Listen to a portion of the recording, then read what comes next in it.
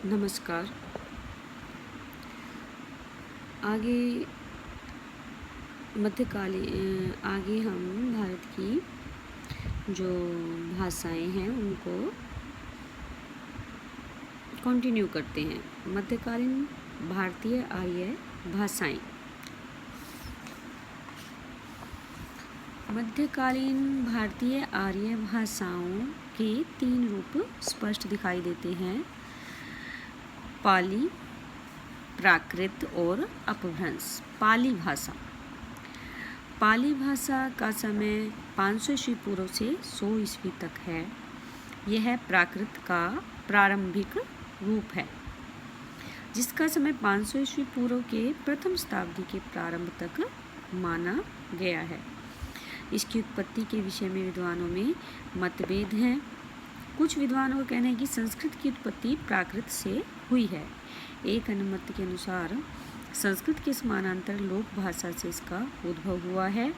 इसमें प्रथम मंतव्य अधिक उपयुक्त लगता है।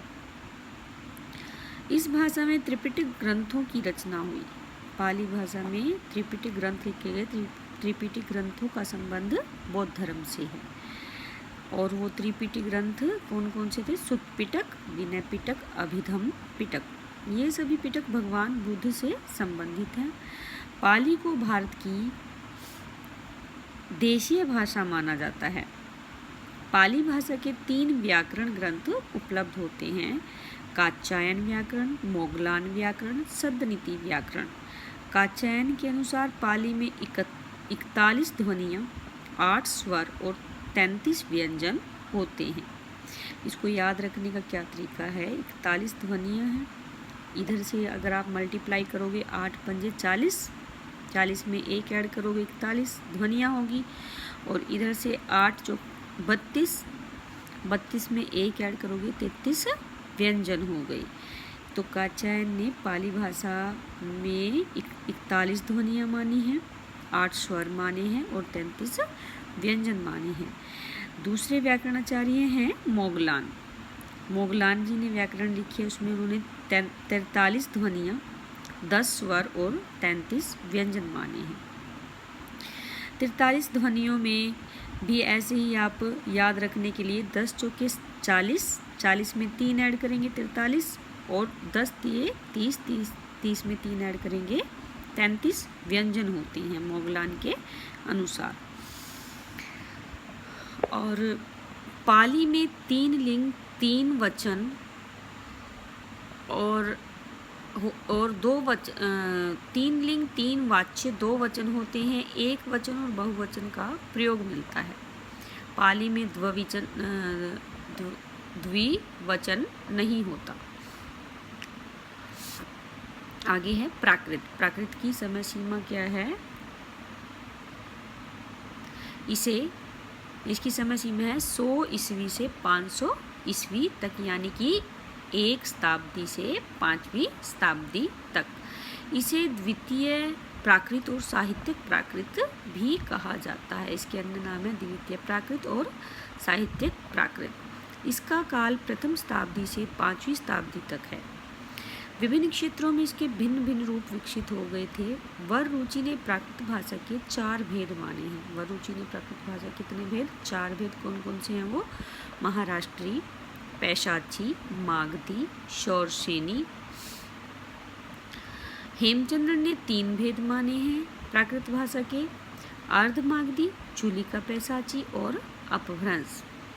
और भरत मुनि ने नाट्य शास्त्र में इसके 7 भेद माने हैं। वो 7 भेद कौन कौन से हैं? शौरसेनी, मागधी, अर्धमागधी, दाक्षिणात्या, बहालीक, अवंतिजा और प्राच्या। अब ये क्वेश्चन बनता है कि दाक्षिणात्या, बहालीक और अवंतिजा, प्राच्या किसके भेद हैं? वो प्राकृत के भेद हैं। और ये किसने माने हैं? भरत मुनि ने माने हैं। यही क्वेश्चन ये भी बन जाते हैं कि वररुचि ने प्राकृत भाषा के कितने भेद माने हैं? 4 भेद। हेमचंद्र ने कितने माने हैं? 3 भेद। और भरत मुनि ने कितने माने हैं? 7 भेद। और ये क्वेश्चन, इसमें से भी क्वेश्चन बन जाता है भी बहालीक जो है वो प्राकृत भाषा का भेद किसने माना है? किसने? भरत मुनि ने। किंतु यदि साहित्यिक महत्व को ध्यान में रखकर देखा जाए तो 5 भेद ही मुख्य हैं। वो मुख्य भेद कौन से हैं? शोरसेनी, पैसाची, महाराष्ट्री, मागधी और अर्धमागधी। ये वो रूप हैं जो आज की हिंदी में अपनाए जाते हैं। आज इनका महत्व है, जो भाषाएं हैं आज आधुनिक, वो इनसे ही निकली हुई हैं। नंबर 3 पे है अपभ्रंश भाषा। 500 ईस्वी से 1000 ईस्वी तक इसकी समय सीमा है। जो अपभ्रंश साहित्य रचा गया है, जो अपभ्रंश भाषा का वर्चस्व रहा, वो कब तक रहा? 500 ईस्वी से 1000 ईस्वी तक, यानी कि 5वीं शताब्दी से लेके 10वीं शताब्दी तक। इसका शाब्दिक अर्थ है विकृत या भ्रष्ट। जब कोई चीज़ अपभ्रंश का क्या अर्थ है? दूसरा रूप विकृत या भ्रष्ट या बिगड़ा हुआ रूप। इसका प्राचीनतम रूप भरत मुनि के नाट्य शास्त्र में मिलता है। अब ये क्वेश्चन है कि अपभ्रंश का सबसे प्राचीन रूप किस ग्रंथ में मिलता है, किस शास्त्र में मिलता है? तो कहाँ मिलता है? भरत मुनि के नाट्य शास्त्र में। कालिदास के विक्रमोर्व वर्षीय नाटक के चतुर्थ अंक में अपभ्रंश के कुछ पद मिलते हैं।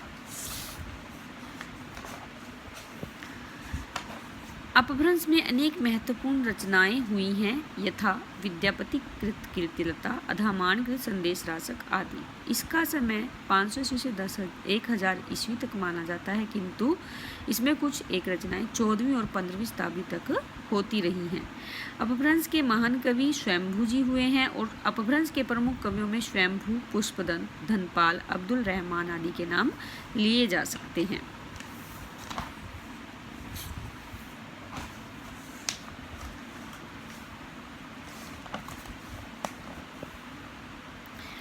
आधुनिक भारतीय भाषाओं का परिचय। आधुनिक भारतीय आर्य भाषाओं का उद्भव 1000 ईस्वी के लगभग हुआ। इस वर्ग की भाषाओं का काल तब से अब तक माना गया है। इस काल में प्रयुक्त भाषाओं की गणना आधुनिक भारत आर्य भाषाओं में की जाती है। इस वर्ग की भाषाओं के विकास के कुछ समय पश्चात से संबंधित साहित्य प्राप्त होता है। आधुनिक भारतीय आर्य भाषाओं का विकास अपभ्रंश के विभिन्न रूपों में हुआ है, इसलिए इन दोनों वर्गों की भाषाओं में पर्याप्त समानता है और अनेक भिन्न विशेषताओं का भी विकास हुआ है। यानी कि जो आधुनिक युग की भारतीय आर्य भाषाएं हैं वो कहाँ से उत्पन्न हुई हैं? अपभ्रंश से उत्पन्न हुई हैं। इस वर्ग की शाखा भाषाओं की कुछ ऐसी विशेषताएं हैं जिनके आधार पर इन्हें अन्य वर्ग की भाषाओं से अलग कर सकते हैं।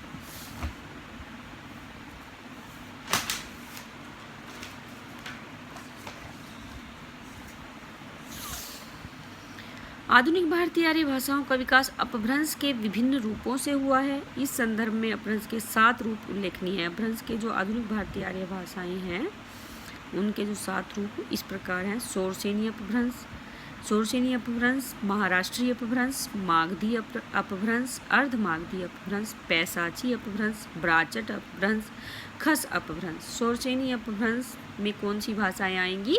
पश्चिमी हिंदी, गुजराती, राजस्थानी। तो पश्चिमी हिंदी का विकास किससे हुआ है? शोरसेनी अपभ्रंश से। गुजराती और राजस्थानी का किससे हुआ? शोरसेनी अपभ्रंश से।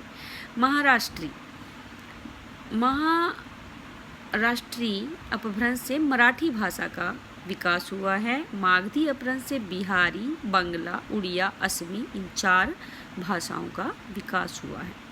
अर्धमागधी अपभ्रंश से पूर्वी हिंदी विकसित हुई है।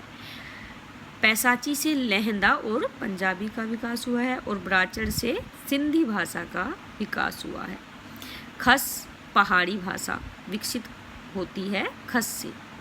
तो इस प्रकार ये अपभ्रंश के 7 रूप हैं जिनसे कि जो आधुनिक आर्य भाषाएं हैं वो विकसित हुई हैं। आगे इन सभी भाषाओं की आगे और भी उपबोलियाँ या उपभाषाएं हैं जो आगे हम पढ़ेंगे। आगे बोलियाँ। हिंदी की अनेक बोलियाँ हैं। भारत में हिंदी में कुल 18 बोलियाँ हैं, जिनमें अवधी, ब्रजभाषा, कन्नौजी, बुंदेली, बघेली, हड़ौती, भोजपुरी, हरियाणवी, राजस्थानी, छत्तीसगढ़ी, मालवी, नागपुरी, खोरठा, पंचपरगनी या कुमाऊनी, मगही आदि प्रमुख हैं। इनमें से कुछ में अत्यंत उच्च श्रेणी के साहित्य की रचना हुई है और ऐसी बोलियों में ब्रजभाषा और अवधी प्रमुख हैं। उच्च श्रेणी का साहित्य लिखा गया है ब्रज भाषा में और अवधी भाषा में, क्योंकि जितना भी कृष्ण साहित्य है वो सब ब्रज भाषा में लिखा गया है। यह बोलियां हिंदी की विविधता हैं और उसकी शक्ति भी है, वे हिंदी की जड़ों को गहरा बनाती हैं। हिंदी की बोलियां और उन बोलियों की उपबोलियां हैं जो न केवल अपने में एक बड़ी परंपरा, इतिहास, सभ्यता को समेटे हुए हैं, वरन स्वतंत्रता संग्राम, जन संघर्ष, वर्तमान के बाजारवाद के खिलाफ भी उसका रचना संसार सचेत है। मोटे तौर पर हिंद भारतीय किसी भाषा को हिंदी कहा जा सकता है, भारतीय किसी भी भाषा को हिंदी कह सकते हैं हम। अंग्रेजी शासन के पूर्व इसका प्रयोग इसी अर्थ में किया जाता था, पर वर्तमान काल में सामान्यतः इसका व्यवहार उस विस्तृत भूखंड की भाषा के लिए होता है जो पश्चिम में जैसलमेर, उत्तर पश्चिम में अंबाला, उत्तर में शिमला से लेकर नेपाल की तराई, पूर्व में भागलपुर, दक्षिण पूर्व में रायपुर तथा दक्षिण पश्चिम में खंडवा तक फैली हुई है। हिंदी के मुख्य दो भेद हैं, पश्चिमी हिंदी और पूर्वी हिंदी। अब क्वेश्चन ये बनता है कि हिंदी के दो मुख्य भेद कौन से हैं, पश्चिमी हिंदी और पूर्वी हिंदी। जैसे ऊपर कहा गया, अपने सीमित भाषा शास्त्रीय अर्थ में हिंदी के दो उपरूप माने जाते हैं, पश्चिमी हिंदी और पूर्वी हिंदी। पश्चिमी हिंदी का विकास शौरसेनी अपभ्रंश से हुआ है। अब क्वेश्चन ये बनता है कि पश्चिमी हिंदी का विकास किससे हुआ है, शौरसेनी अपभ्रंश से। इसके अंतर्गत 5 बोलियां हैं, खड़ी बोली, हरियाणवी, ब्रज, कन्नौजी और बुंदेली। 5 बोलियां कौन कौन सी आती हैं पश्चिमी हिंदी के अंतर्गत, खड़ी बोली, हरियाणवी, ब्रज, कन्नौजी और बुंदेली। खड़ी बोली अपने मूल रूप में मेरठ, रामपुर, मुरादाबाद, सहारनपुर, मुजफ्फरनगर, बिजनौर के आसपास बोली जाती है। यानी कि जितनी भी यूपी के क्षेत्र हैं, मेरठ, रामपुर, मुरादाबाद, सहारनपुर, मुजफ्फरनगर, बिजनौर, ये यहाँ पर अधिकतर देखने में मिलती है, इसका प्रभाव देखने को मिलता है। कन्नौजी ब्रज भाषा से मिलती जुलती भाषा है। इसी के आधार पर आधुनिक हिंदी और उर्दू का रूप खड़ा हुआ। किसके आधार पर, खड़ी बोली के आधार पर। जो आधुनिक हिंदी है आज बोली जाती है जो, और उर्दू है, उसका रूप किसके आधार पर खड़ा हुआ, खड़ी बोली के आधार पर। बांगरू को जाटू या हरियाणवी भी कहते हैं। यह पंजाब के दक्षिण पूर्व में बोली जाती है। कुछ विद्वानों के अनुसार बांगरू खड़ी बोली का ही एक रूप है जिसमें पंजाबी और राजस्थानी का मिश्रण है। बांगरू भाषा में किस किस का मिश्रण है, पंजाबी और राजस्थानी। ब्रज भाषा मथुरा के आसपास ब्रज मंडल में बोली जाती है।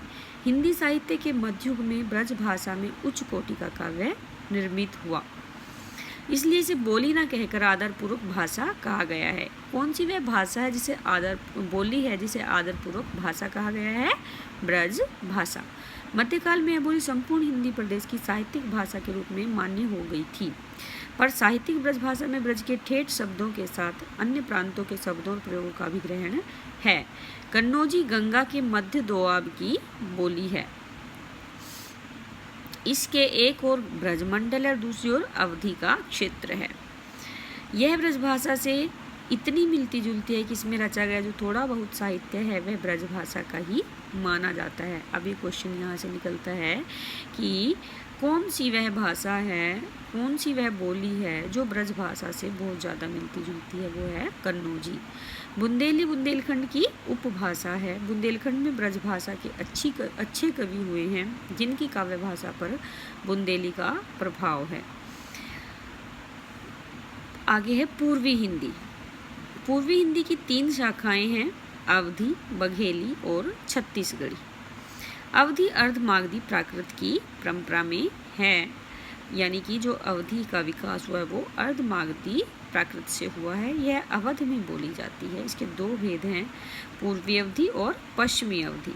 अवधी को बैशवाड़ी भी कहा जाता है। बैशवाड़ी किस अन्य बोली को कहा जाता है, अवधी को।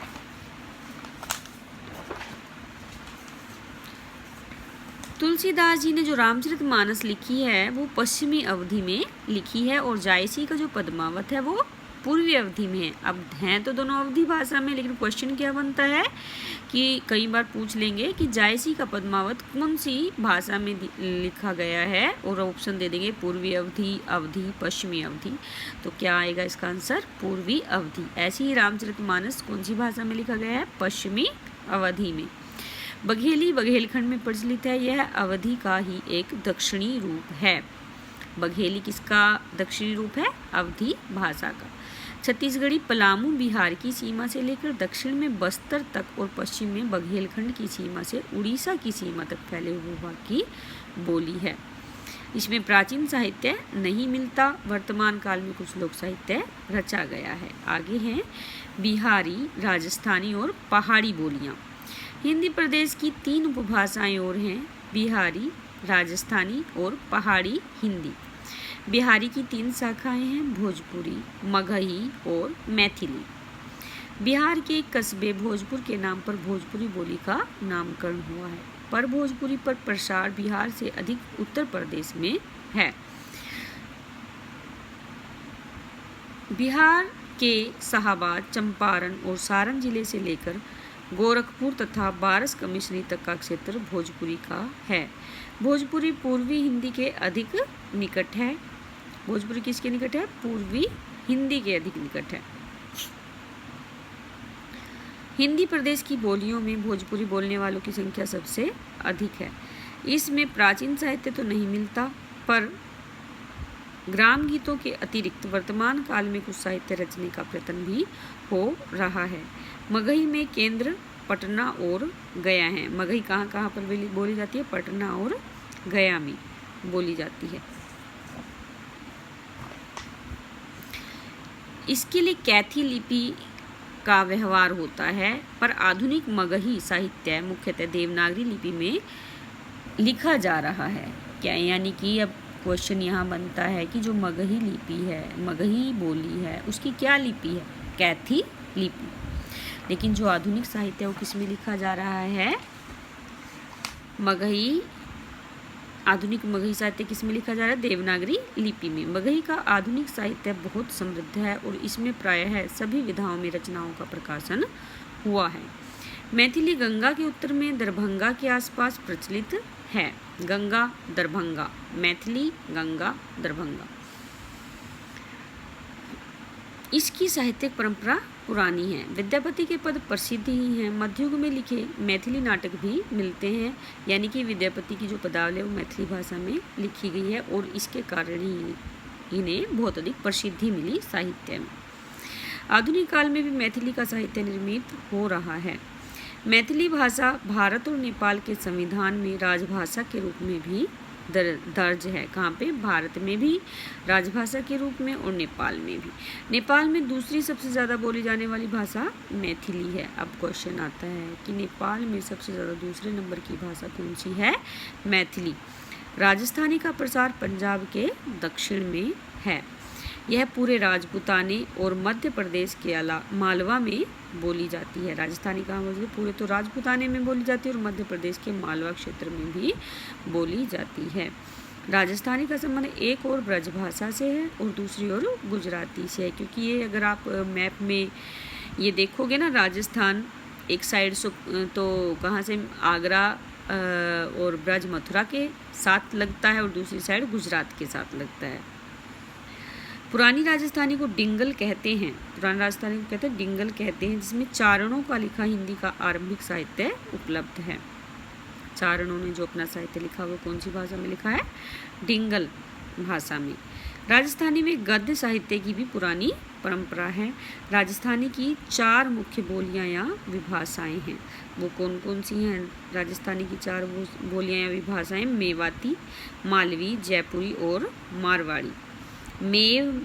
इसको हम ऐसे याद रख सकते हैं, राजस्थान में मेव ने माल के लिए जयपुरी को मार दिया। ठीक है, राजस्थान में मेव ने माल के लिए जयपुरी को मार दिया। राजस्थानी के अंतर्गत कुछ विद्वान भीली को भी लेते हैं। यह अब ये पूछ लिया जाएगा कि भीली कौन सी भाषा के अंतर्गत आती है? राजस्थानी के अंतर्गत।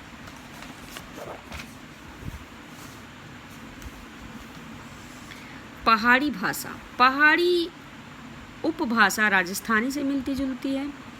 इसका प्रसार हिंदी के प्रदेश के उत्तर हिमालय के दक्षिणी भाग में नेपाल से शिमला तक है। इसकी 3 शाखाएं हैं, पूर्वी पहाड़ी, मध्यवर्ती पहाड़ी और पश्चिमी पहाड़ी।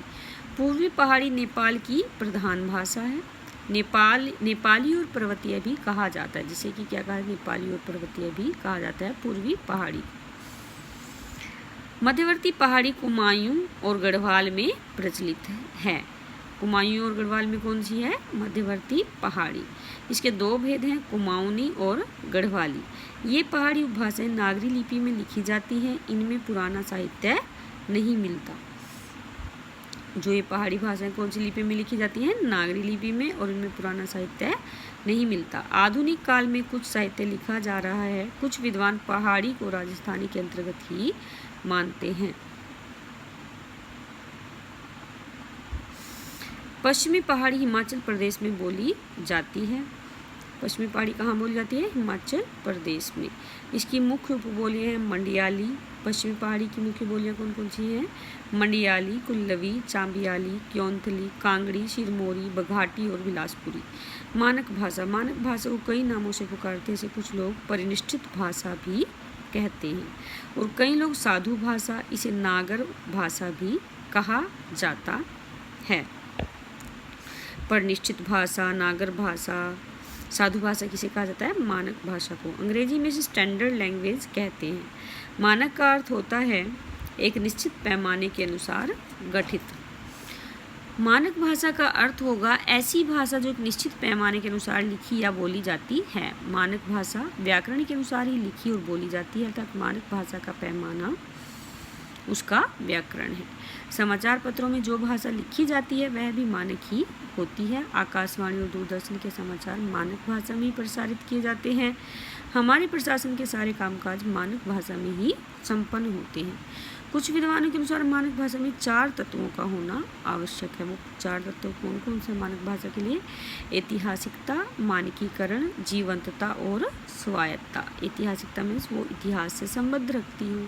मानकीकरण मीन्स वो स्टैंडर्ड लैंग्वेज हो, उसके कुछ मानक हो। जीवंतता जीवन से संबंधित हो और स्वायत्तता वो स्वतंत्र हो। ये स्वतंत्र का मतलब ये है कि वो और भाषाओं के शब्दों को भी अपने में आत्मसात करने की शक्ति रखती हो। ये चारों तत्व मानक हिंदी भाषा में विद्यमान हैं। आगे मानक हिंदी के स्वरूप। हिंदी की आधुनिक मानक शैली का विकास हिंदी भाषा की एक बोली जिसका नाम खड़ी बोली है के आधार पर हुआ है। मानक हिंदी का विकास किसके आधार पर हुआ है, खड़ी बोली के आधार पर। अब इसके कुछ महत्वपूर्ण पॉइंट हैं वो पढ़ लेते हैं बस। हिंदी मानक भाषा है जबकि खड़ी बोली उसकी आधारभूत भाषा का वह क्षेत्रीय रूप है जो दिल्ली, रामपुर, मुरादाबाद, बिजनौर, मेरठ, सहारनपुर आदि में बोला जाता है। अब ये क्वेश्चन बनता है कि मानक भाषा इनमें से कौन सी है। उसमें आएगा हिंदी, खड़ी बोली, पंजाबी, ये सब। तो आपको क्या लिखना है, हिंदी। मानक भाषा कौन सी है, हिंदी है। और खड़ी बोली क्या है, उसका आधारभूत क्षेत्रीय रूप है। खड़ी बोली क्षेत्र में